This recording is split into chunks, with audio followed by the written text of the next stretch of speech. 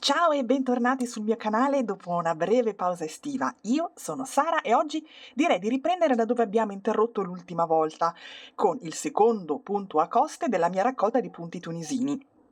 Questo punto a coste si lavora partendo da una catenella in numero pari di maglie. Infatti si crea utilizzando una coppia di punti base tunisini che già conoscete, ovvero il punto semplice e il punto ritorto. Questo è il retro del lavoro e come vedete è un punto che non ha particolare tendenza ad arrotolarsi. Ma cominciamo! Allora, come al solito io qua mi sono già portata avanti col lavoro e ho creato una riga di base di 10 maglie, ok? Che è classica e di solito è il punto di partenza per ogni progetto, per ogni punto. Ora, la riga di base per me vale come riga numero 1 del lavoro. Nella riga numero 2 andiamo a vedere il punto subito, il nostro punto a coste. Allora, la prima asola sull'uncinetto, come sapete, per me conta sempre come punto numero 1. In questo caso è importante considerare che siccome questo punto a coste è costituito da coppie di punti, la prima asola sull'uncinetto, così come l'ultima, creeranno una sorta di cornice al lavoro, quindi sono, diciamo, in un certo senso escluse dal pattern, dallo schema del lavoro stesso, del punto a coste, no? Quindi vanno a circondare il punto a coste specifico. Quindi il punto numero 1 è questo.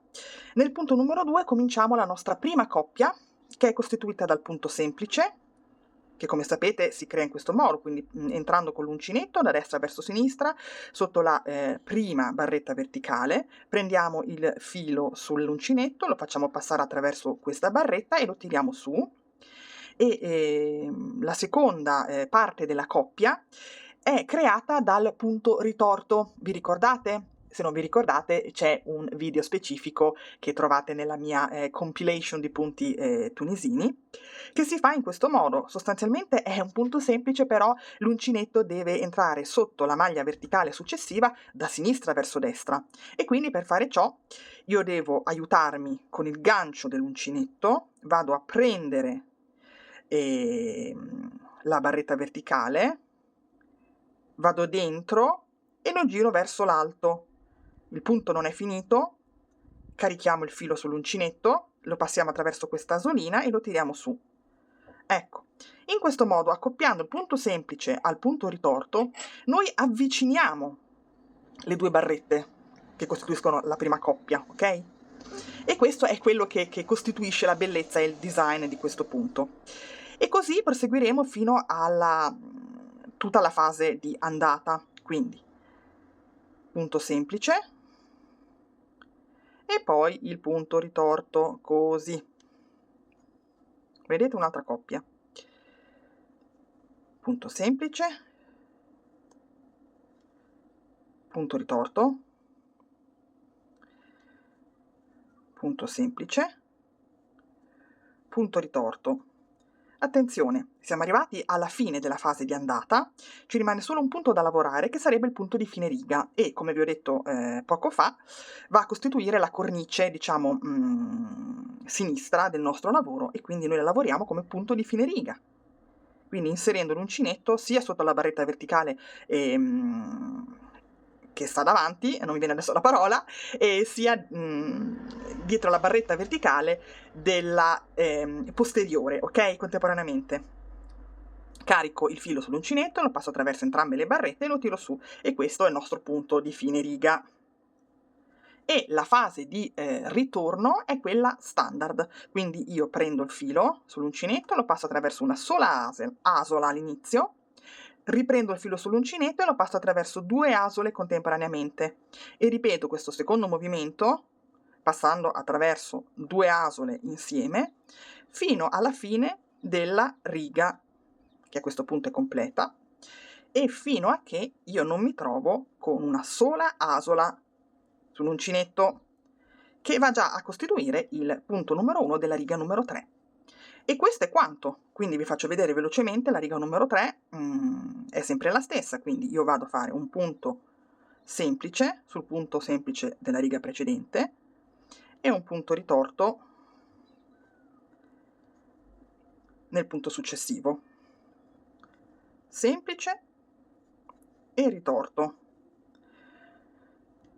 Semplice e ritorto. Semplice. Allora, se avete difficoltà col punto ritorto, che quando lo faccio io sembra molto semplice, in realtà vi assicuro che non è affatto facile all'inizio farlo, ma non vi preoccupate perché anch'io avevo grosse difficoltà all'inizio e ci sono anche degli espedienti per farle in maniera un po' più semplice, soprattutto all'inizio quando lo stiamo imparando, ma con la pratica vi assicuro che diventa semplice, basta semplicemente fare proprio il movimento. E ritorno.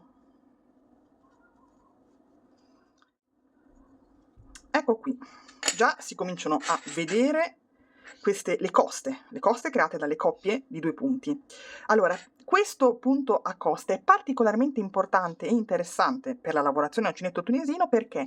Perché è la base di bellissimi lavori che ricordano la tecnica brioche.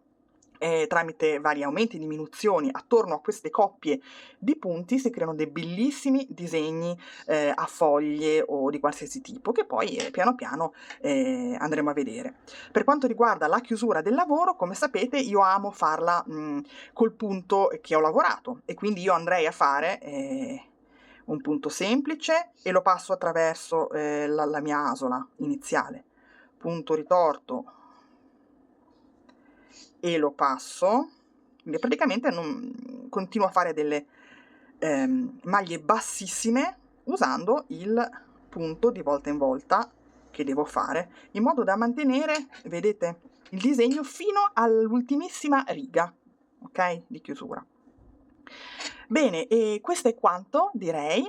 Io vi ringrazio per avermi seguita, vi saluto e vi invito, se volete, a iscrivervi anche al mio primo canale sull'uncinetto tunisino e su altre tecniche ancora, che è completamente in inglese. Vi lascio il link in descrizione e qui in alto a destra sullo schermo.